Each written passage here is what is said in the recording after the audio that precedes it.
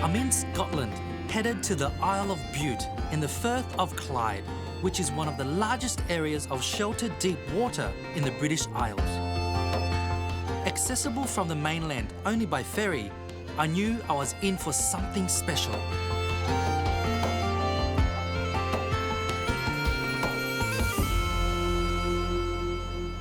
Now here on the island, they're known for the grand architecture and flora and fauna, but I'm here for the langoustine. That's insane. One's for cutting and one's for crushing. That's good to know.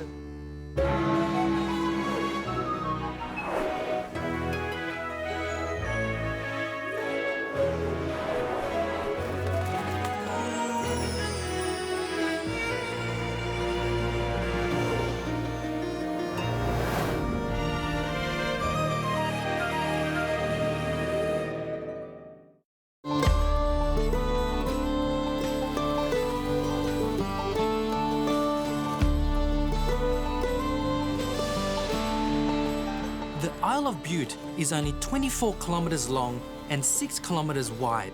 Its main town is Rothesay, and it's fair to say it exceeded my expectations for raw beauty. I've just left the Isle of Bute with Richard, who's taken me out to Loch Stretton to meet one of his mates who has a fishing trawler fishing for langoustine. Now, I love langoustine, so I'm really excited. And look around me, absolutely stunning.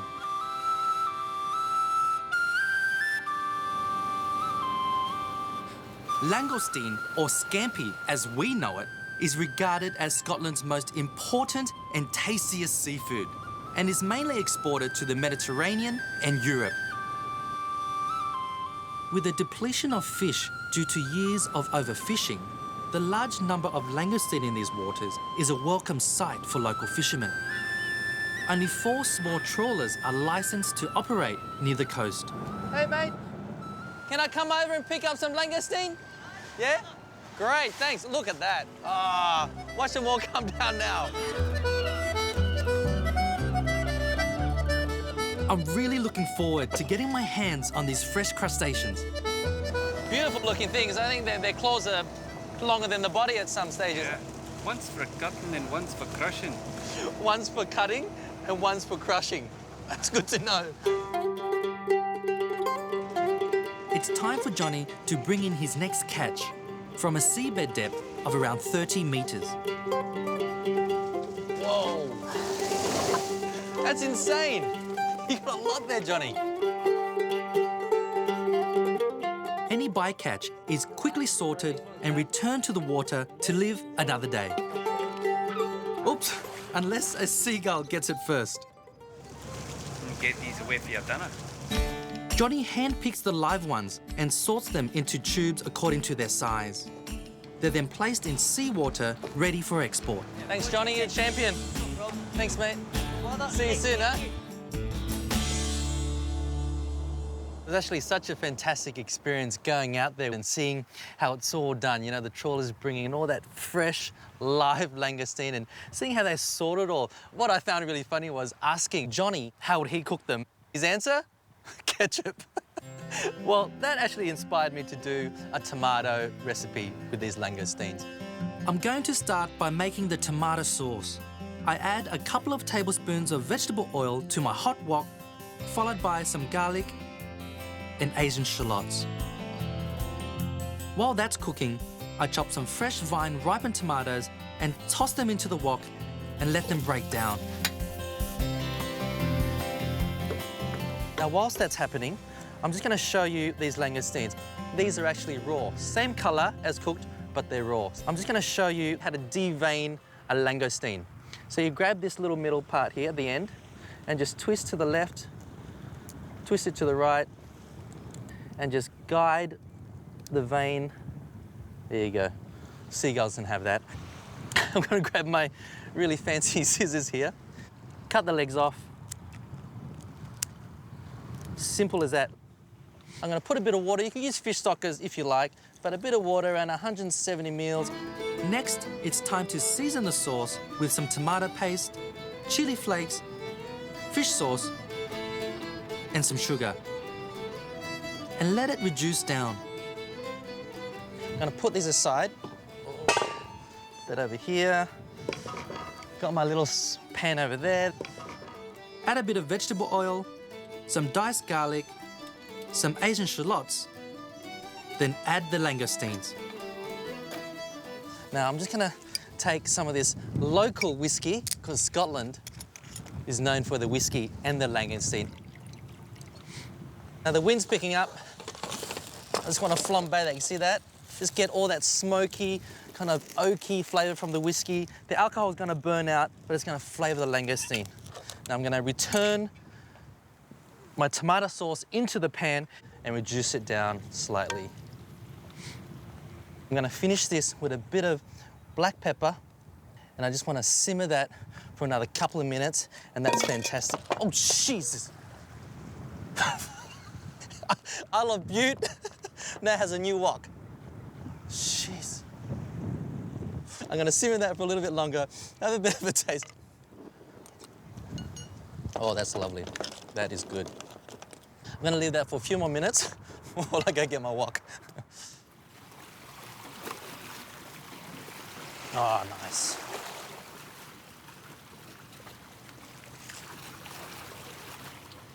Now I've come back to a simmering pan of langoustine and that beautiful tomato. It's smelling really, really fantastic. I'm just going to take them out with those claws. And this is a really lovely dish to get your fingers into anyway. You know, you got to crack the shell, use your fingers, lick your fingers afterwards. Oh my goodness. It's so delicious. Glass of white wine, even a beer. Life is good. Now that is my super fresh langoustine with a tomato and black pepper sauce. A bit more black pepper. It's got to be cracked black pepper. And lovely Asian basil for garnish. That one flew away. Now that is a pretty Bute dish. On the Isle of Bute. Oh, there he goes again.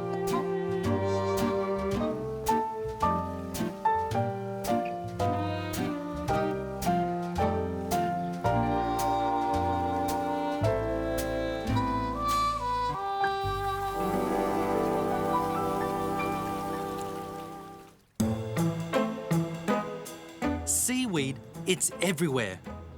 A superfood, it's loaded with vitamins and minerals. Local Iain McKellar is the seaweed guy, and he has turned the abundance of the natural resource into a thriving business. Lovely to meet you. I'm Luke. How are you? Hi, great to have you here. Hey, so you are the seaweed guy. I'm the seaweed man, yeah. So this is where you work. This is your office. You live in paradise. It's great, And it's so, beautiful. How did you get into all this? Right. Many moons ago, my mother used to collect seaweed for the war effort during the Second World War here. Really? And they used to make camouflage nets out of seaweed. So I had a wee interest, kept looking at it, and I thought, this could make some money out of this. After receiving Crown Estate approval to hand harvest, Iain set up an online company to sell fresh and dried seaweed, with some species selling for up to £20 a kilo. Iain also supplies some of the UK's top restaurants. How many different species of seaweed are there in these waters? There's hundreds, literally hundreds. What's that one? That's called Japanese wireweed. Japanese wireweed. Yeah. That's got a lovely tasty pod. If you taste one of those little pods on it. Wow. No, they pop. Aye, it's nice. Oh, I love that. Not too salty either. And what's that one with the long tentacles? Aye, this one's called Atlantic broad kelp, Laminaria digitata. And you can just eat this raw like this, can't you? You can, but it's best if you wrap it around beef. Really? Cook the beef, because Right. it's a savoury kelp, brown, that's full of iodine. We've got another little one here, Uh-huh. and this one is called featherweed. That is pretty as well. Taste that. Strong flavour. It's a little bit fishy. Two seaweeds sitting next to each other on a rock, two completely different flavours. This one here, this is my favourite. This is called pepper dulse. Pepper dulse. Yeah, amazing. Try that. Pepper dulse. Whoa. Unreal. You'd never believe that was a seaweed, would you? That's big.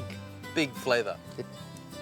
Strong, Beautiful. deep, earthy. Right in the It's a salad. bit spicy. I'm getting so much from this seaweed. Beautiful That's stuff. really amazing. Got to use that one. Can I Got take to some use more of that those? one. Aye, sure. This is great, Ian. I mean, we're wild harvesting in these waters, and this is your living. Yeah, pleasure. The What a seaweed life guy. we've got. I like that. Ian, I'm so impressed with all the wonderful flavours coming through all these varieties of seaweed. And when you were talking before about, you know, wrapping the beef with that kelp and baking it, that just gave me an idea of doing this wonderful beef here. And the island's known for their beef, aren't they? All fantastic beef.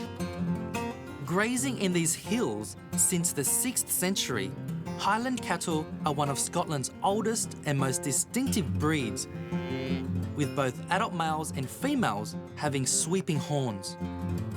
Highland beef is lean, with high protein and iron levels. How do you like your beef done? Charcoal. As in well done? Well done, yes. You're not getting that today, mate. I'm gonna do, I thought that, I'm gonna do kind of medium rare, and then I'll put some aside for you, and I'll throw it back on there until it's charcoal. Fantastic. I'm gonna put a bit of garlic in here. There we go. Is that enough? Okay, yeah. Maybe a little bit more, maybe just one There more, you because they're go. quite strong, right? Yes, it's a strong, powerful flavour. Okay, so I'm just gonna chop that up, and I'm gonna add that to my marinade. I've got a fish sauce for seasoning instead of salt. Mm-hmm. You tried fish sauce before? Yes. In Vietnam, the fishermen, when it's really cold, they have a shot of fish sauce before they go out. It warms them up. All right, we do that with whiskey here. Yeah, it'll probably work better, actually. I add a bit of soy sauce and sugar, which will caramelize when the beef is on the grill, and finish off with sesame oil. I pour the sauce all over the beef, rub it in, and let it marinate while I prepare a salad.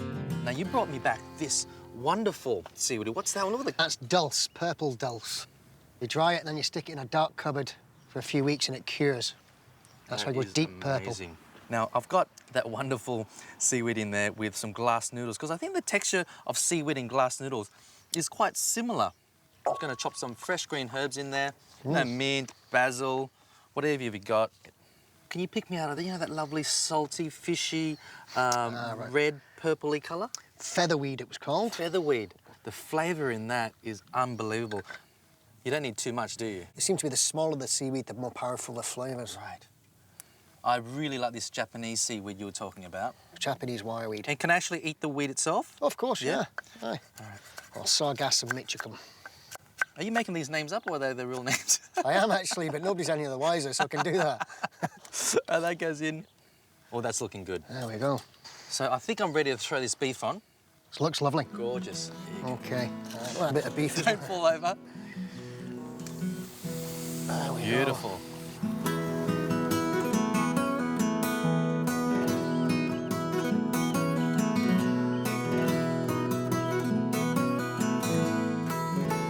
I'm just going to slice some cherry tomatoes in my salad as well. Hey, Ian, that looks really good at the moment. Can you flip that for me, mate? I certainly can. Here's a pair of chopsticks if you need it. Do you know how to use chopsticks? Nope. Scotland. Oh, look at that. Yes. Hey. Oh, that looks lovely. doesn't it? That looks amazing. Next, I throw my tomatoes into the salad along with some red onion. I prepared a dressing of palm sugar, soy sauce, fish sauce, coriander, lemongrass, and a bit of oil. And I toss that all through. Now that's looking really, really lovely. Gorgeous. Actually, see this bit here, Ian? That's good for you. You know, it's a bit thinner, and that's cooked more than this lovely, juicy bit here. This your side, that's my side. All right, we'll share it. Deal? Half and half. I'm gonna just rest it for a little while before I cut it up. Can you just hold that for me? Certainly.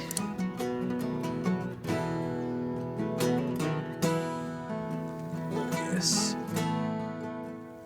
You right there? Getting tired? Yeah. No, you're okay. Getting hungry.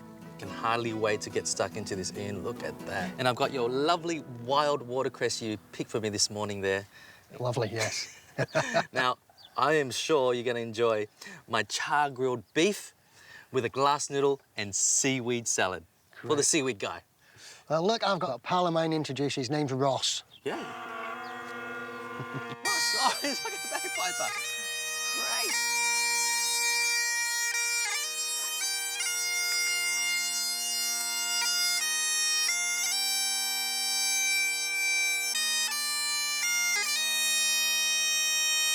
Yeah, that was excellent. Ross, I'm Luke. How are you? Right. Nice to meet you. You want to try some of this? Hey, you got to come over and try some of this, mate. Sure, I'd love to, aye. Look, get stuck into it. Cooked enough for you? Fantastic, yes, that's lovely. Excellent.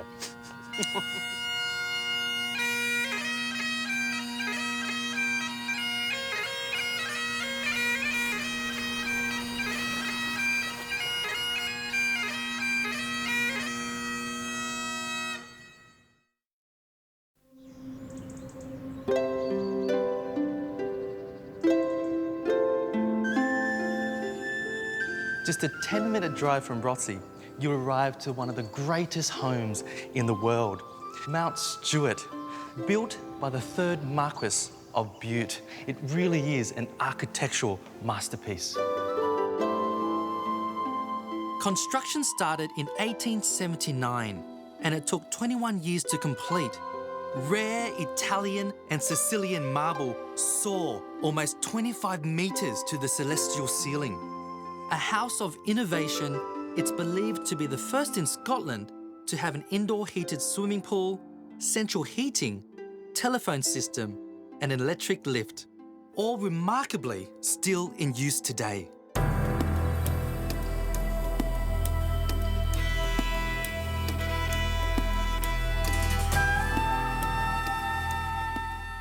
Being in that house, Mount Stewart, you know, absorbing all the history, immersing yourself in it was a great experience. I saw the chapel and people get married there, right? And you can't help but think what they used to eat during those days.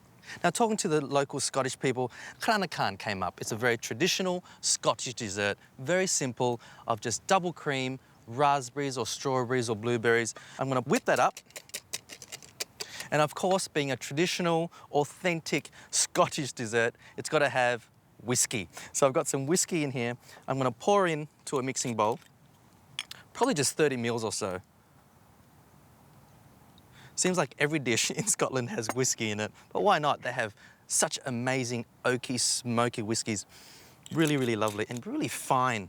I'm going to pour in some honey as well. And you're just going to mix that through and then just fold it gently into the cream. It's quite hard to believe that back there in that house, there's 200 rooms. Can you imagine the catering, having the Marquess demanding all these wonderful foods every evening? Now that looks good. I'm just gonna pour that into the cream and just gently fold it in.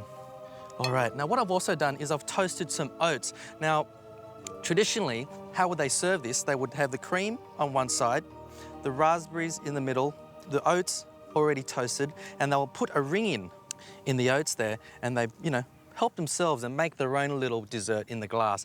And whoever got the ring was the one to next marry, which was pretty cool. All right, so I've got my raspberry. I'm gonna strain it, mash it up.